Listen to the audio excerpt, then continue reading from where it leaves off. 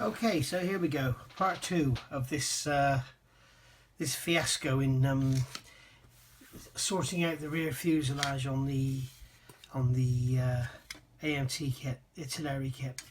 So I've sanded this down now so it's parallel, so we can put the fuselage halves together, and we can see that basically it all fits lovely like this. Okay, and I've put some more sprue glue on top of there after giving it a quick sand down just to get the shape back. Obviously it's going to need a lot of work and fettling and scribing and stuff once we got the correct width, which is literally something like this far apart.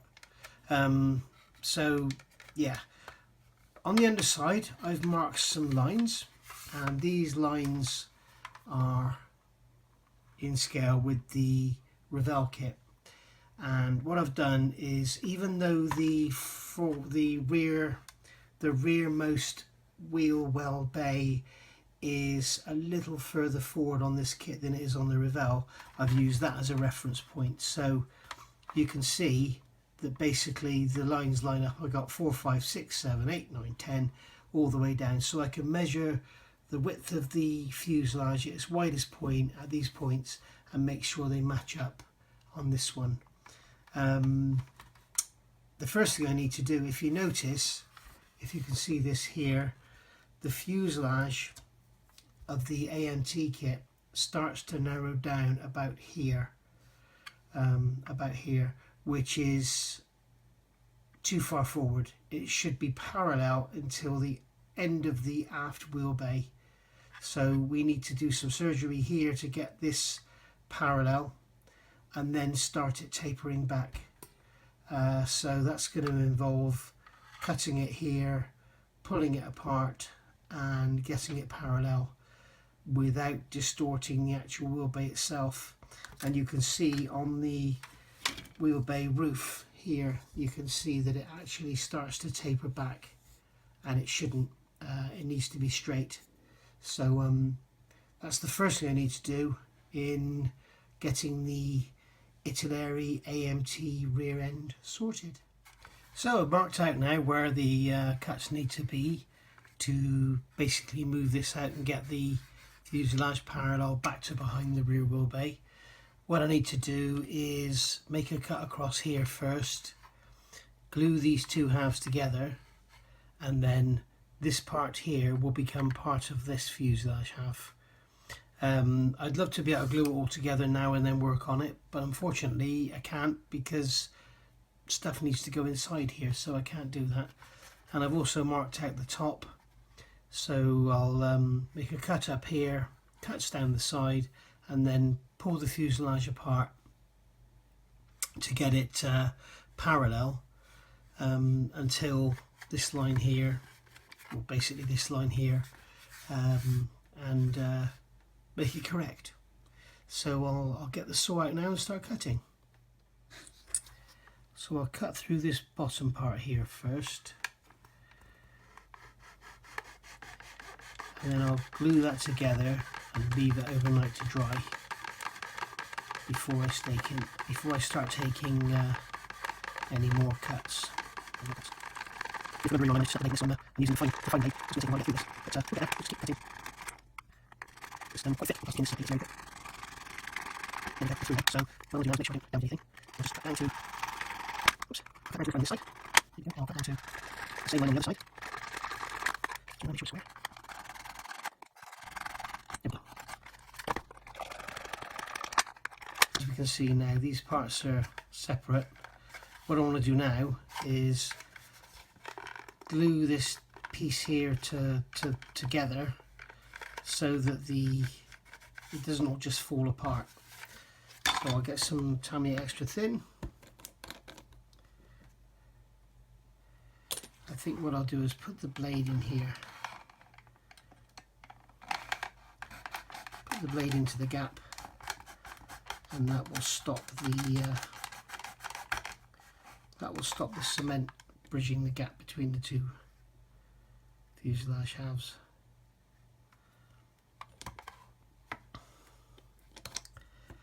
So that's that now, that's glued together there. So now that piece is part of this fuselage, so when I cut this off, that will stay with that and not alter the shape of the undercarriage door bay so much as it may if I were to allow this piece to come out. So I'll leave that now to go off and come back to it in a minute. Oh, you an apology guys, I thought I'd filmed all this cutting and everything and then realised afterwards, or well I've just realised, I always look back at my last shot to see what I said last, so I try not to repeat myself too much. And realised that I thought I'd filmed it and I hadn't actually turned the camera on. So I use an iPhone, and as you know, with an iPhone the red dot becomes a red square, and obviously I didn't see it wasn't a red square and thought it was still a red dot. So sorry, you've missed the cutting. So all I basically did was cut across here, down here, same on this side, and cut away there, and I've glued this together temporarily because I didn't want to have this piece just lying around. So once that's all glued up to there, I'll saw that apart there, and then the fuselage halves will be separate again. Unfortunately I need to do this as two halves because you can't just glue all together now, because you need to get the undercarriage bay in, and obviously you can't do that when it's all glued together. So yeah, I've put some pieces of plastic card in there and some wedges in here.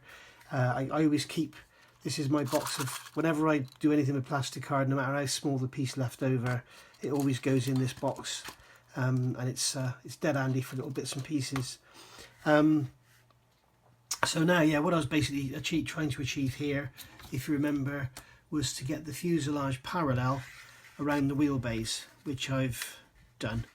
So remember, it used to taper in here and here. Well, I've now got it so it's parallel up to here, which is where it needs to be. So once this has gone off, kind of, then I can then pull the fuselage in around this point here. So I need to do some more cuts, or extend this cut, and then pull the fuselage in to get the taper going from this point rather than up here. Okay, I don't want to keep going and end up showing you the finished article. You know, here it is, it's done. I want to show you how I do this in case you want to have a go yourself, because to me at least, there's cutting up kits and modifying them is fun. It's a lot more interesting than just putting them together and painting them, in my opinion. So if you remember, what we had to do was widen the fuselage here where it tapered in. So I've made some cuts, put some plastic card in top and bottom underneath the tape, you can see it there. Then made another cut here and here, you can see the black line, and opened that up to sort of make a wedge so that I could pull the fuselage in, start the taper further back behind the undercarriage bay, then have the taper back like it was back here. If you look back at my first video, you'll see that.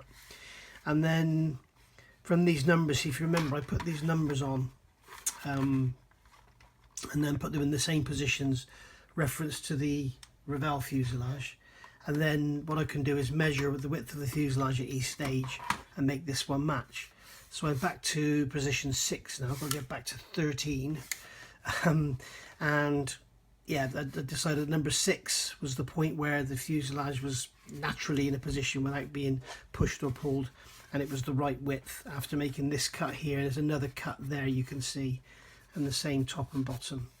So yeah, now I've put some plastic card in there. It's 1.5mm thick, and you can probably see there's a score line down the middle, and that's ready for me to actually cut the fuselage halves in half after I've done this.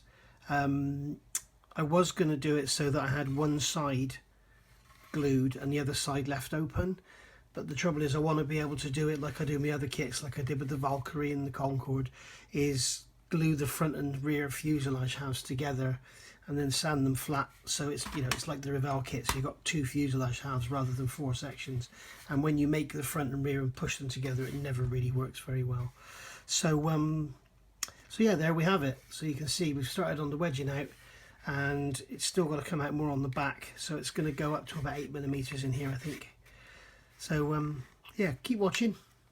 So So we're up to the next stage now, and there's another piece of plastic card gone in, and we're up to number 9 on the measurements.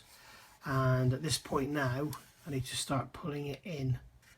If you remember from the previous, it was like a shark's tail, it sort of came in and went out again, so now you can see that where it's kind of starting to go out again at the back, so it needs to come in something like that now, and then the tail extension will carry on sort of back to here.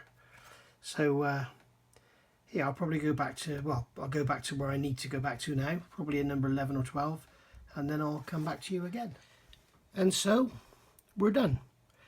I had to cut the fuselage here and here and pinch it in at the back because it had to go in more. And then I've squared the center line here, as you can see.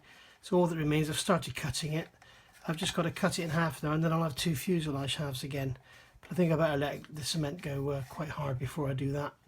I've also done the rear extension, so that you can see now that's a far more accurate form than the original was. Obviously it still needs some dressing, but yeah, and the top's going to need some work as well. I think it needs to be bulged out and then go in more here. But it's upside down. It fits, it slots on, and there we have it. And I think you'll agree that's a lot more accurate than AMT did it, or you're going to get it out of the box from the Italeri kit. Just to show you a comparison once more, there's the, let's get the bomb bays lined up, undercarriage bay should I say. There we go. I think now you can agree they are the same. And looking at it from underneath, it's a lot better than it was. Have a look at this. Rear fuselage sections, let's just place them next to each other so the wheel bays line up. So I think we can agree those fuselage sections look pretty accurate together in width. But as we go back, look how slender the Italeri kit is. And then if we look at the rear pod that mounts on for the gun, look how skinny that is to suit the fuselage. Oh, and they've had to widen the rear fuselage to get the round section in for the Vulcan cannon on the back. So it's a lot better than it was. So I hope you've enjoyed that. If you have any questions, don't hesitate to ask. But I hope from you seeing this, it's all pretty straightforward. It's kind of 6mm here, 8mm here, and back to 6mm here. Top and bottom's the same. So yeah, and it's important to do it in stages and keep checking that your fuselage halves have stayed straight and not sort of, you know, done this sort of thing while you're gluing. You end up with the end not, you know, it's like twisted. So yeah, go and have some fun. Go and do this. Oh, one more thing. Measuring the depth of the fuselage, it seems like this is too slim as well. It looks like they may have made it slim purposely to make it look right, because if it was the full depth and too slim, then it would look really skinny. So yeah, it's a good couple of mil, 3mm to go on the bottom of here. So, and it is also too square if you ask me. So I may round that off, I don't know, we'll see. But this was more of an experiment to see if it can be done. I really enjoy stuff like this. So whether I continue with this, I don't know. This kit, as I say in my roundup, this kit is the bottom of the pile when you compare it with the Model Collect, the monogram, and this one. It's way down the bottom of the pile. Hi everyone. The last video I did, last video clip in this segment was going to be my last one, but I decided to go on and do this, cutting them in half. So I got my trusty JLC saw out with his new blade. Remember I broke one. So now I've cut the fuselage halves in half, as you can see, given them a quick sand, a clean up, and you can see that they go together lovely. So yeah, one of the things to remember if you are going to have a go at this, you need to pull and press the plastic about. You need to pull it out first of all, and then start pulling it back in, and then it comes out here and then in there.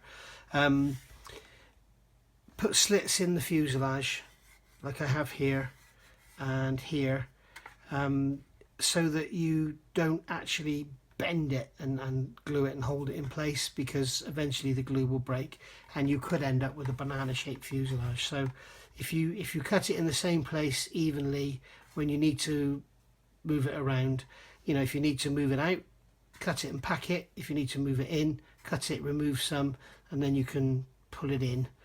And you'll end up with this, and then you can see just a tiny bit of movement on the back there, and that's going to be nothing at all to hold together with some normal poly cement. So yeah, I'm glad that's all done.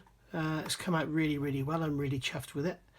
And yeah, looking at this, if you remember, I'll put a snippet in this video, the way it looked before compared to the side of the Revell monogram cockpit. It's a million times better.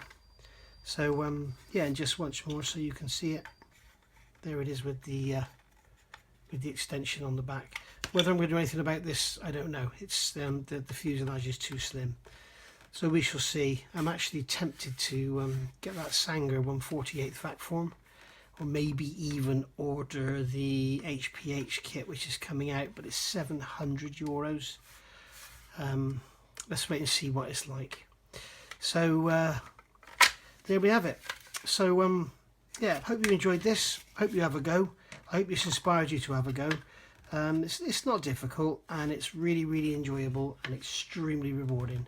So please give me a like and a subscribe, and hit that notifications bell. If you don't like what you've seen, give me a dislike, but please tell me why, and how I can improve things. So that'll be it for now. I'll see you all again soon with I don't know what, and we'll go from there.